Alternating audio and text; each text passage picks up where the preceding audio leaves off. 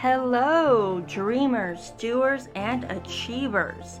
I'm Tyson, your host, and I invite you to join me on a new adventure called Sharing Success with Tyson. Each week, we dive into the most inspiring stories of individuals who have transformed their dreams into reality. From the entrepreneurs who started from nothing to the artists who see the world differently, we share the journeys that inspire and motivate. Whether you're looking to ignite a long-held passion or find encouragement in your daily grind, Sharing Success with Tyson is your weekly dose of motivation. Together, let's redefine success and achieve the extraordinary.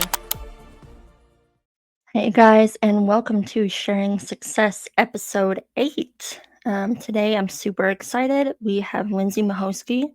Lynsey is the brains behind the Confident Content Creators podcast and Her.Hive Social, which is a social media marketing agency in northern Utah. She's on a mission to help parentpreneurs boost their sales using social media marketing while still making time for family.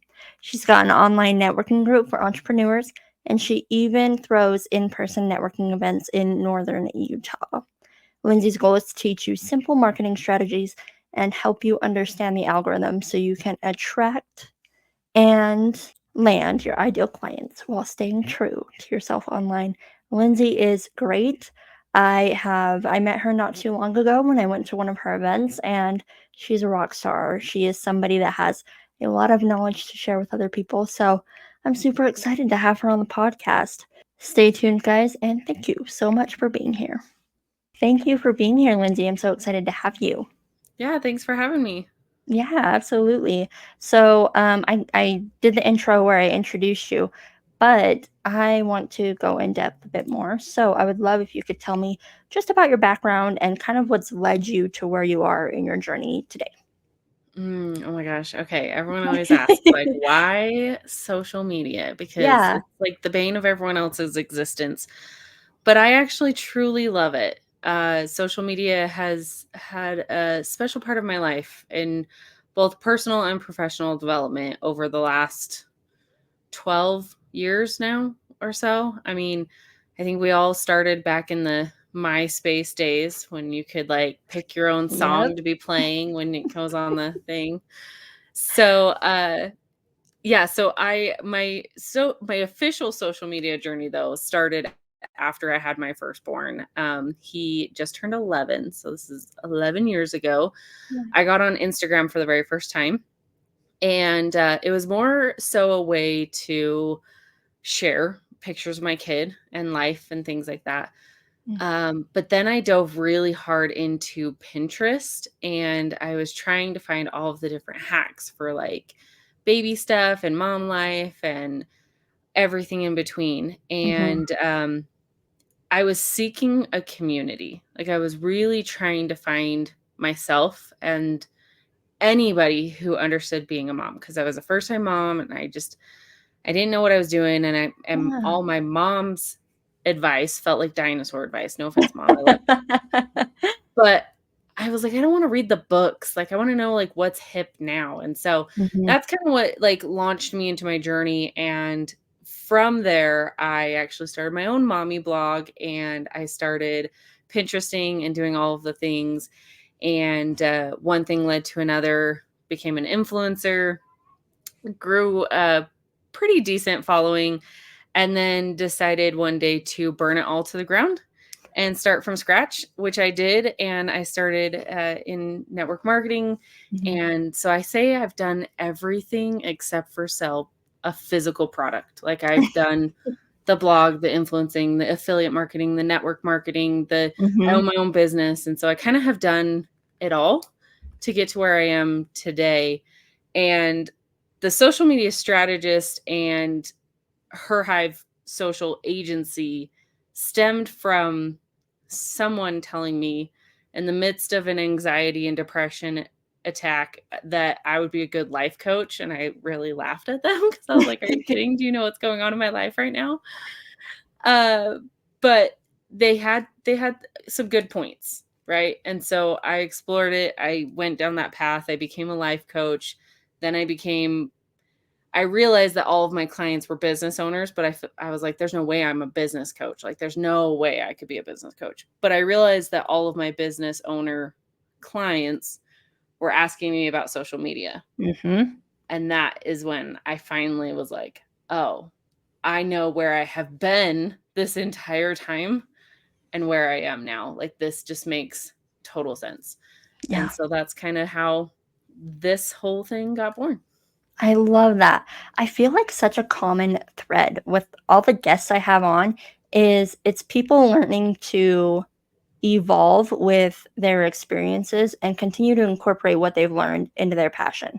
So it's Mhm. like you have life coaching so you can relate to your clients and you can understand a little bit of the psychology behind that. But then you have, blogging experience, you have the influencer experience, and then you have all of the everything that you learned from all the social media platforms, and it Yeah. just combined into this really cool agency that you built. I think that's awesome. Yeah, it's kind of been like a hodgepodge of a million different things, Yeah. uh, and tiny little shifts and tiny little pivots all along the way, just getting me closer and closer to where I need to be. Hmm. Yeah. When did you start Her.Hive Social? Her.Hive Social is about to turn 1 years old. Oh, okay. Yeah, we're gonna That's have a birthday party and exciting. everything. I love it. That's so exciting. Yeah. Um, wow, that's amazing. So I feel like when people think of those who are involved in social media and involved in um, marketing, they assume that you have to be an extrovert to even get your foot through the door. Mm. What do you think about that? 100% disagree. I am an introvert. By heart, I am first and foremost an introverted person, and it shocks everyone. Even when they meet me at events, they're like, "There's no way you're an introvert." And I'm like, "Trust me, I am dying on the inside right now. It's fine."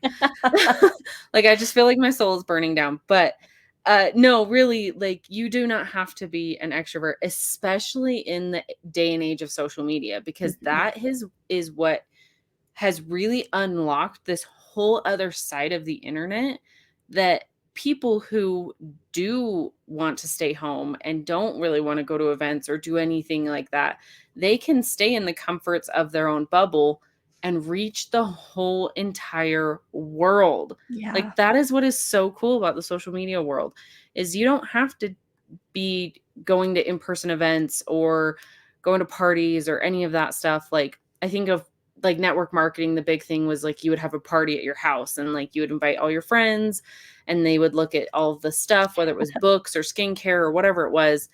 And now you don't have to do that if you don't want to. You Mhm. can do it all online, and you can Yep. do it at 9 p.m. or 5 a.m. or Mhm. noon. Like, it doesn't Yeah. matter. It's on your own time. Mhm. Yeah, and something that I love too is, like you said, there's a sense of community that's it's a little different than like interpersonal relationships, but you can build that sense of community online, just like you've Mhm. done with your Yeah. group that you have.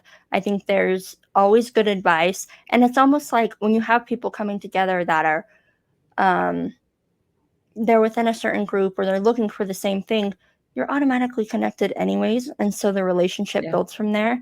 And so I think a lot of people are catching on right now, like you said, that like, no, I don't have to go out. I can build my persona, I can build my brand, I can run my business from home. I can still make these meaningful connections and it doesn't have to be as scary.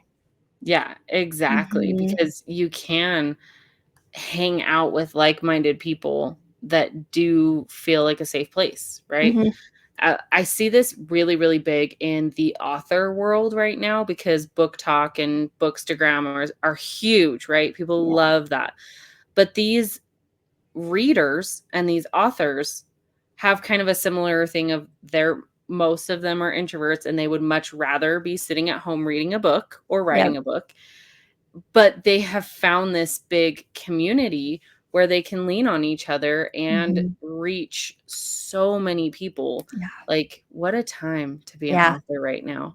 Truly, I know. And it's so funny because I see things where, like new book releases, people are so excited for the authors to go and to be there and to meet the author, and the author's like, "I don't wanna be here. I don't wanna Yeah. this is not my thing." Yeah, So, there are so many authors that are like that are like, "I don't wanna do a yeah. book signing." Yes. So you mentioned how you help entrepreneurs and specifically parentpreneurs. So let's talk about how you help your clients kind of balance um, the busyness of parenthood and maintaining an online presence. Yeah, so being a parent myself, I realized that when I was making the most money in my business, I was never hanging out with my family. Like, Mhm. I was taking calls during dinner time and I was staying up super late, so I wasn't hanging out with my husband after the kids went to bed, or I was sacrificing weekends to do photo Yeah. shoots and things like that, and I was just spending a lot of time spinning my wheels because I felt like I always had to be on. Yeah. And so I realized in slowing down myself and streamlining my social media strategies, I realized that I can still show up on social media Mhm. when I want, where I want, in the capacity that I want, and I don't have to sacrifice that time with my family. Yeah. And it was all about creating different systems and a more simplified strategy. And really, when you hear like the gurus and it's like, well, you have to do this, you have to do that, you have to do this. And everybody takes that so literally and they put all of it into play. Yeah. And then it doesn't work. When I'm like, no, some things are going to work for you, some things are not. So, Mhm. how we help is A, we can take it off your hands for you if you want, right? Like if you're at that point in your business, we'll just do it for you. Yeah. Or B, I strategize with my clients to identify what actually works for them and their business and what is a waste of time. Because there's a Okay. lot of really good advice out there, but it's not for everyone. Yeah. Yeah, and with different personalities and with different workloads and different lifestyles, that's I think you're exactly on point. People there's a lot of people out there will they'll say, "Oh, you have to do exactly this every day to get viral," or, "Oh, just do this and watch your business soar." Mhm. But it's not taking into account all of those variables, and so I think it's really great that, like, you're willing to meet the client where they're at, and you're willing to help them assess and then move forward from there. Yeah, exactly. And that's the biggest thing that I think a lot of social media managers are great at just taking on the workload. And Yeah. then there's business coaches and content strategists who are great at, let me tell you what worked for me. But my vision or my goal is not what's going to work, not what's worked for me or what's worked for my other client. I want to know what's going to work for you. Mhm. And unfortunately, sometimes that's going to take some trial and error, right? It's going to Yeah. be auditing what you have done in the past, what you resonate with, and how you can move forward. Yeah. Yeah, absolutely. And I love one thing that I really love about your approach to what you do is like you said, you simplify things. I'm in the marketing world and the social media world as well. And I think a lot of times it gets really heavy when you're taking in all this information and you're like, well, I could do this here, I could do that there. And just even as of, the last few months, seeing like your tips and things on social media, because I love how you throw tips out there, or you'll do tutorials and stuff like that. It's very accessible to people that are in the game and people that have not been in the game before. And I think that's definitely it's awesome. Yeah, my goal too is not to preach to just one type of social media user because there are the people who've never opened the Instagram app before or who've never even posted a video. They've Mhm. only done static post or graphics. And so there are people who are brand new to the game, like you said, and then there's people who have been in the world for a while. They know the marketing, they know the copyright, they know all the sales tricks, Mhm. but did they know about the most recent update? And so that's Yeah. kind of where I'm like, I try to help everybody and meet them Mhm. where they're at. Yeah. And I also like to test things out. That's the other Yeah. thing is like people will be like, well, it didn't work for you. And I'm like, that's because it's not great for me, right? Like Mhm. I tested it, I tried it, but this is how it Yeah. went for me. Yeah. So it's a fun creative experience. And I think that's Mhm. part of the reason why I like social media is I get to play around. It's like one big Mhm. playground. Yeah, I think so too. It gives you a chance to, yeah, create your own brand or your persona, tailor it the way you want, and then just continue to evolve because nobody said that you have to. I mean, it's important to maintain brand integrity, but like you said, test stuff out, do different things, look into different niches, and it makes it exciting. Yeah. Um, yeah, so let's talk about let's say that there is a budding entrepreneur, somebody that's new to the game, they've got a storefront or whatever set up, and people are telling them, you need to get on social media. You're great. We love it. But they're too overwhelmed with the aspect of even touching it. What are some one or a few beginner tips that you're going to tell them?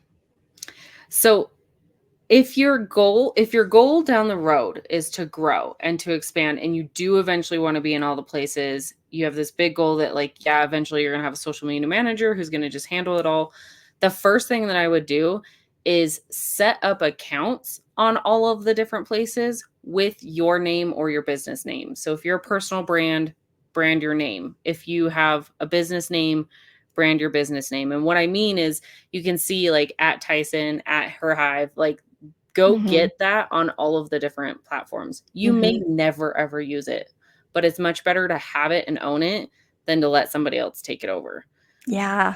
So with that though, there's like, okay, well then I have to be on every app. It's like, no, you can sign up for TikTok one time, create your account, and then delete the app and never look at it again. Hmm. You don't have to do that until you are ready.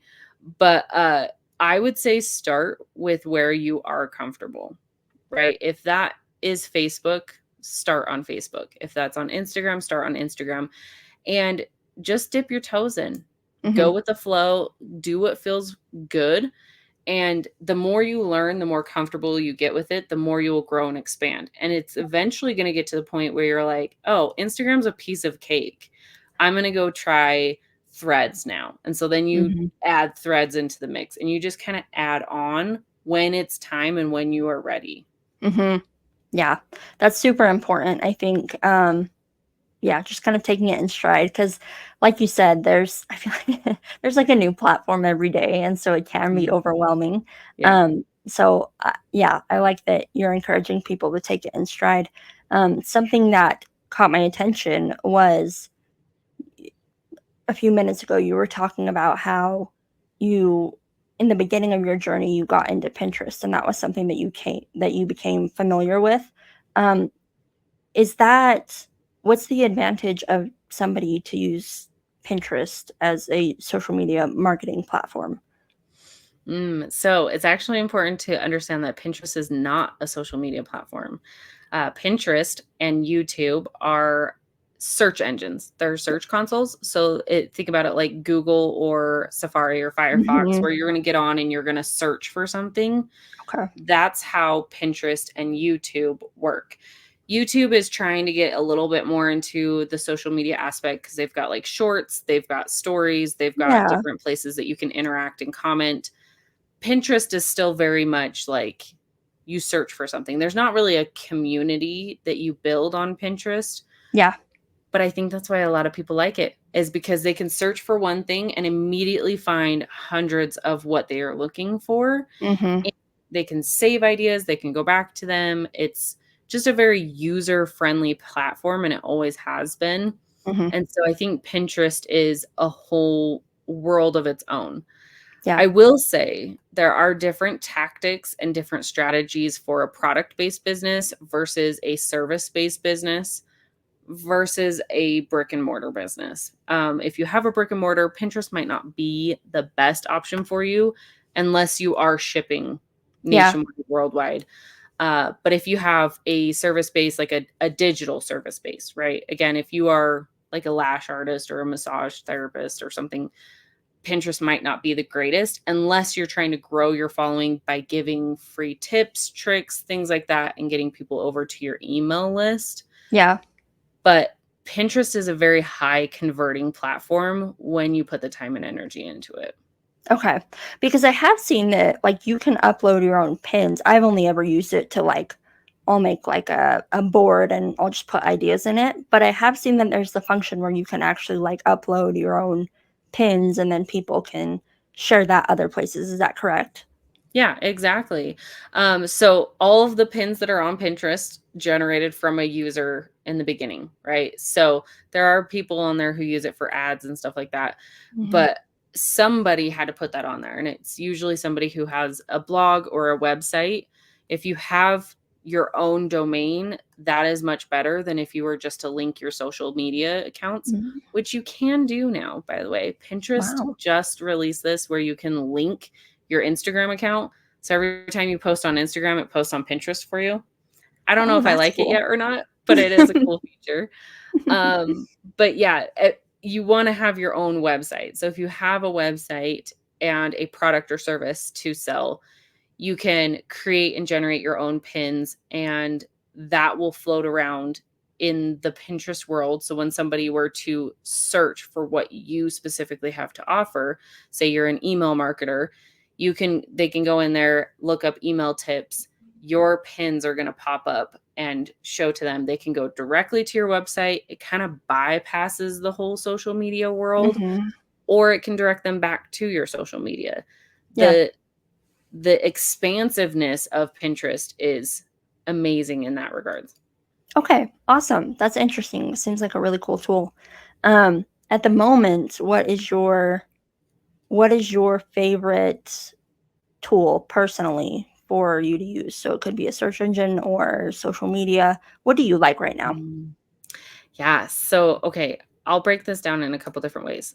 Platforms, that what's working for me is Facebook first and foremost, and then Instagram. It's where I spend the most of my time is Facebook and Instagram. So I prefer those two, and I do get a bigger ROI from Facebook.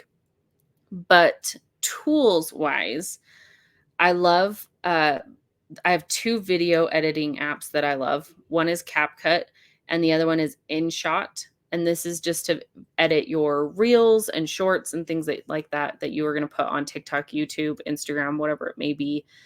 And then the other one, and this is going to sound so dumb, but it's the Google Suite, because that includes everything from my email to Google Documents to Sheets, Yeah. the Drive. Like, it's all in one place. It's all connected, and it is amazing. I'm like, I Yeah. can go to it's a one-stop shop that's on my computer, on my phone, and everywhere else I Mhm. need it. Yeah, that's what I love about the Google Suite is you can access it anywhere. Like you can type up a document on your laptop and just pull it right up on your phone. Yeah, I think it's really great. So that's oh, thank you for the tips. I like that. Yeah. Let's talk about success now. So right now, what does it mean to you? And then how has that kind of evolved over time, or has it? Yeah, so, I mean, I thought at one point success meant, money, right? Like having a lot of money, being able to, provide for my family or buy things that I wouldn't normally buy. But over the years, my success has turned into my clients' successes. And Mm, not necessarily in the way that like I helped them win, but seeing them have these aha moments. So it's really awesome. I have a friend who she's actually not a client anymore. She worked with me last October. So it's been almost a year since we worked together. And she will still message me and be like, oh my gosh, look at my analytics. Oh my gosh, look at my sales. Like, she just sent me a text the other day that was a screenshot of her sales last year to her sales this year. And she had like a 400% increase in sales. And I was like, this is amazing. I did mhm. not do that. She did that. But I felt it as a success and a win for my business because I was able to connect with her, and I was able to help her unlock just a few things that would tweak the way that she sold on social media. And Okay. now, thanks to social media, she's growing, she's getting better every day, and she's making way, way more money in her business. And so I think that for me is success. I mean, yes, obviously the money would be a great indicator of success, but I think it's more so the impact that you leave behind. Yeah. Yeah, I think so. That's great.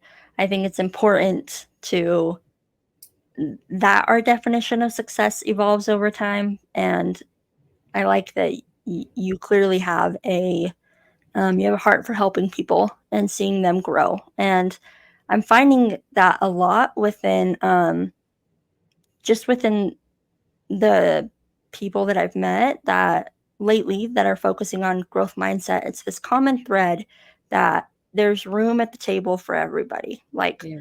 I want to watch you succeed just as much as I want to succeed, if not more. And I think Yeah. that's great. Well, and it's funny that you say that because I actually had someone comment. I had posted in a Facebook group somewhere that I wanted more friends who were business owners so that we could go to networking events and we can hang out and we could talk business and things like that. And I had this lady comment and she was like, "So do you actually want friends or do you just want people to business or people to network with in your business?"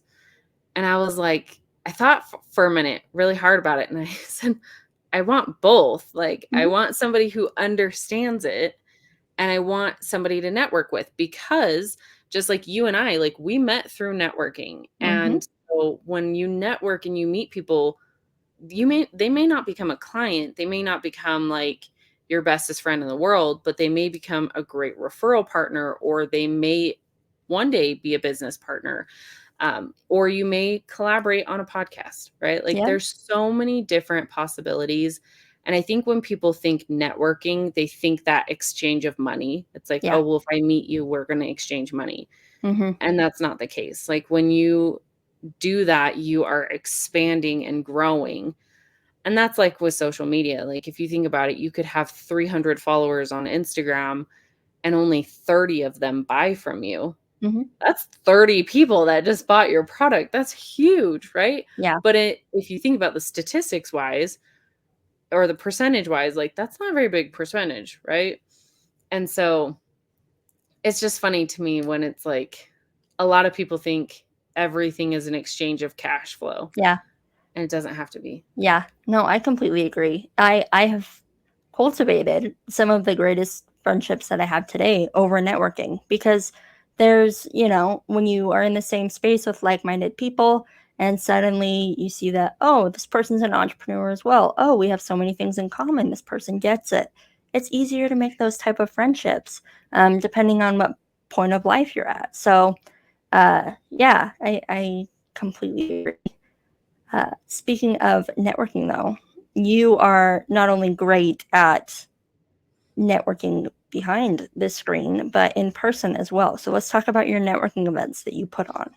Oh yeah, this is funny. Yeah. I took like two extremes of the spectrum, right? Like I do all of the online stuff. I could live Mhm, behind a computer 24/7 and be totally fine.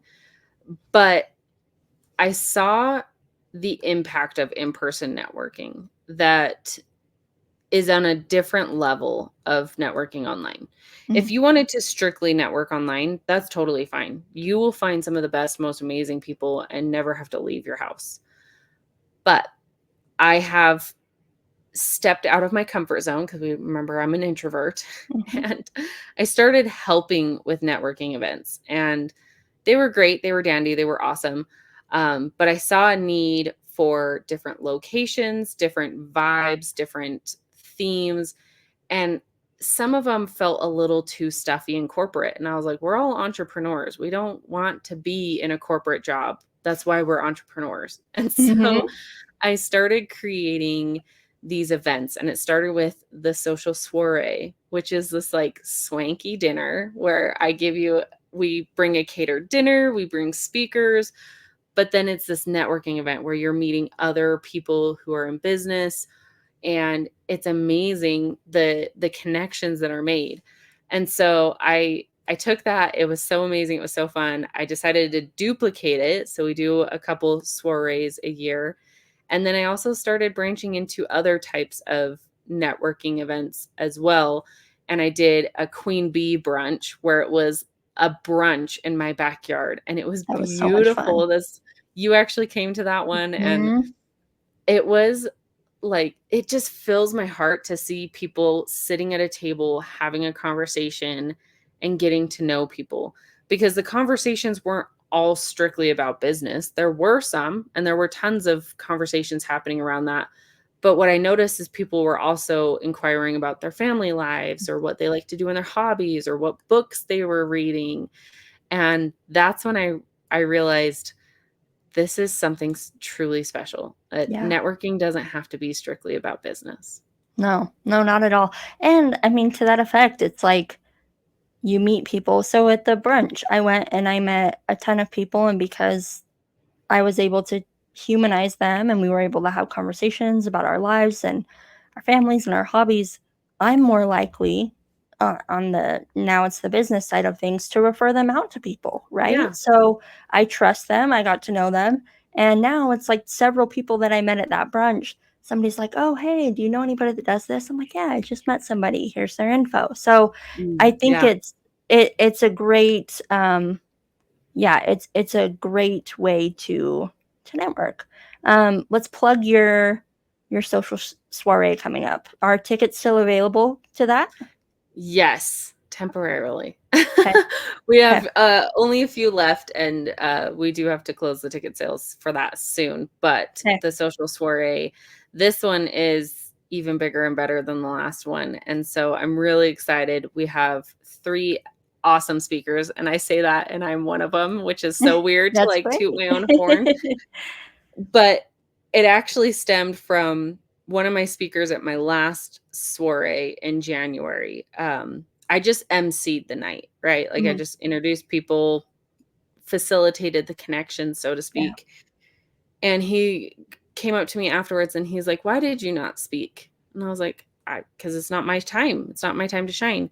And he said, and like, excuse my French, he said, "That's bullshit." And I was There we like, go. "What are you talking about?" And he's like, "This is your event. This is totally your time to shine. Like you have a story. You need to tell Yeah. it. You have to tell people what your story is." And I've always been a connector. I've always been like, well, I facilitate the connections. I don't really talk to people, right? Mhm. Introvert here. And but he pushed me out of my comfort zone. And so this is like my first official time delivering like a full-blown speech.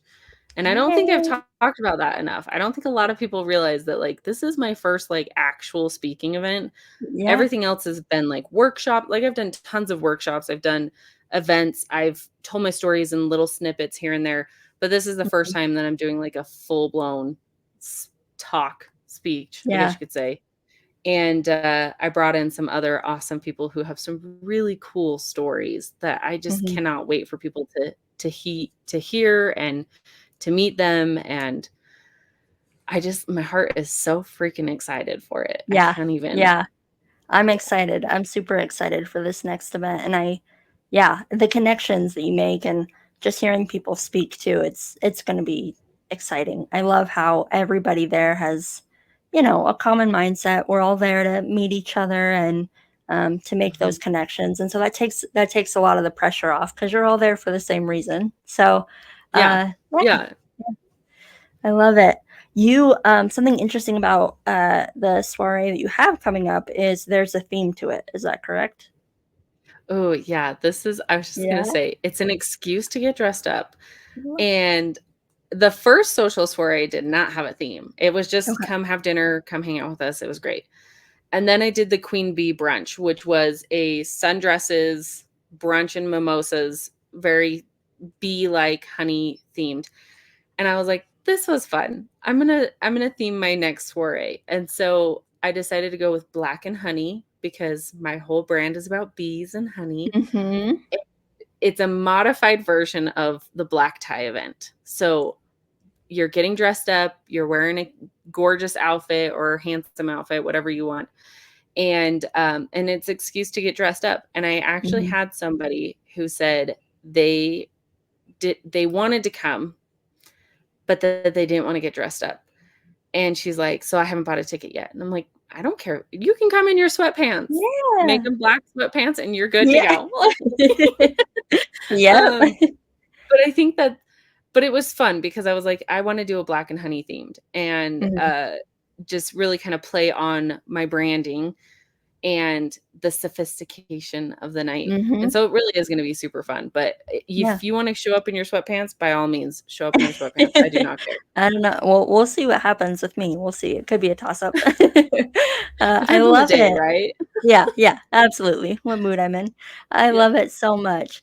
Um, That's the thing about themes, and I noticed this with the Queen Bee brunch as well, is you alluded before to the fact that networking events can, like, sometimes it's just stuffy. Like, Mhm. we're all entrepreneurs anyways, like, we're all stressed out, and so we wanna take some of that away, and I love that there's a theme because it kinda gives you something to be excited about, to focus on, and stuff Yeah. like that. So that's what I love about your events. I think it's really cool that you're incorporating that into the whole scheme of it. Yeah. I'm excited because, like I said, we're about to turn 1, so we're thinking, like, full-on birthday party, Yeah. right?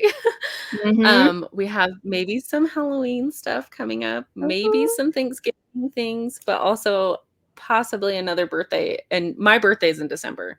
Okay. So we're there are more events in the works, and I have to theme them all. I can't Yeah. have a regular, like, lunch and learn, come in your blazer and suit type Yeah. event. That's just way too boring for me. Yeah. You gotta spice it up. I like it. Yeah. Um, yeah, that's so great. Let's see.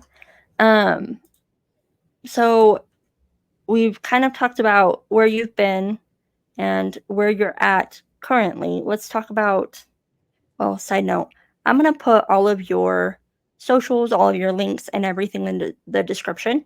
So anybody who's interested in your events, just check that out. Go follow Lynsey, and you can keep tabs on her next event. So, yeah. But now that we've talked about past, present, let's talk about the future. Mm. What's next for you? What are some of your future goals and aspirations? Oh, yeah. I like I said, future events, Yes. that is one for sure. But eventually, like, I would love to I would love to be able to sponsor other people's events. I would love to be able to sponsor my son's baseball team. I would love to be able to give back to my community. Um, I am currently in a place in my business where I still have to think of myself first Yeah. and then my team, which eventually I want to flip the script on that. Like, I don't care what's happening in for like how much I'm profiting off of it. I want to make sure that my team is being taken care of. And so my whole goal is to get to that point where I don't necessarily have to worry about what event is coming up next or what offer is coming up next. Like, it all just flows seamlessly. I know I probably will never have that, like, perfect seamless business because every time in business, like, we once we level up, it's like a whole new set of challenges every Yeah. time that you level up in your business. Yeah. Um, but it's just leveling up to that next level, I guess Mhm. is Yeah. it's hard to describe. Yeah. No, I get it. It's always growing and and being willing to just kinda sit in that uncomfortableness as you're continuing to grow. But I think that's really Yeah, good that you want more of that in your future because that's how we get better. So, I yeah. think that's great. What, what do you want to tell the listener, which could fit so many different personas, um, about success? What are your words, tips, advice, insight on success? I think it's defining what success is for yourself and Mhm. not playing into the vanity metrics of it. Like, speaking purely on social media and social media marketing is I think a lot of people get stuck in the idea of going viral or getting 10,000 followers, 100,000 followers, and you see, like, when people do the posts and they have, like, the balloons and they're like, "I got 100,000 followers," and it's like it seems like a milestone that they reached, right? Mhm. But there's so much more that goes into that, and if you are running a business, right? Your business's numbers, not your social media numbers, are what really truly matter, and that's where you should judge your success because I've always said 100,000 followers does not equal $100,000. Yeah. So you can have 500 followers and make $500,000. Like, Mm. it's totally possible. And so when it comes to defining success for yourself, whether it's social media or in business, don't play into the vanity metrics that you'll see everyone else like, oh, I got X amount of views. Oh, I got X amount of followers. Like, cool, bro. Great. That's good for you. Yeah, yeah, so true. No, I think that's right, and like you said, there's just such a push today. Um, there's emphasis on the followers and the numbers of, you know, that regarding social media. And so I think it's a good, refreshing reminder that that doesn't always correlate to success in your business. So, Yeah. There's this very famous story of a girl on TikTok who she went viral a couple times, actually, not just once, but a couple times, grew to like 1 million followers. And then she like staged an in-person event and not a single person showed up no. to her event. And so then somebody was interviewing her and they're like, well, how much money did you make in the last year? And she was like, what do you mean? How much money did I make? It was like, she had 1 million followers on TikTok, never made a dime, never had a single person show up to her event. And she had 1 million followers and she's been Yeah. viral multiple times. So it just goes to show that, like, just because somebody goes viral 1, 2, 3 times does not Hmm. mean that they are making money off of those Yeah. viral posts. Yeah. Absolutely. That's such good insight. And you have shared great insight today. Just overall, I think this is super helpful for anybody who has wanted to get into social media or who currently is and doesn't really know what's next for them. Any business owner for sure. So I really appreciate you coming on and just kind of sharing Yeah. your journey with me. I appreciate you, and thank you for giving me this platform to be able to share my story. It's really awesome that you do this for people. Yeah, yeah, absolutely. And like I said, I'll link all your stuff. And yeah, I appreciate you coming on. I will see you at the social soiree. Yes, I'm so excited. Thank you. I know. I am too. Okay, thanks, Lynsey. See ya. Hey guys, I hope that you enjoyed this episode. Thank you so much for listening. I love how much insight Lynsey offered, and I hope that you gained some value from it.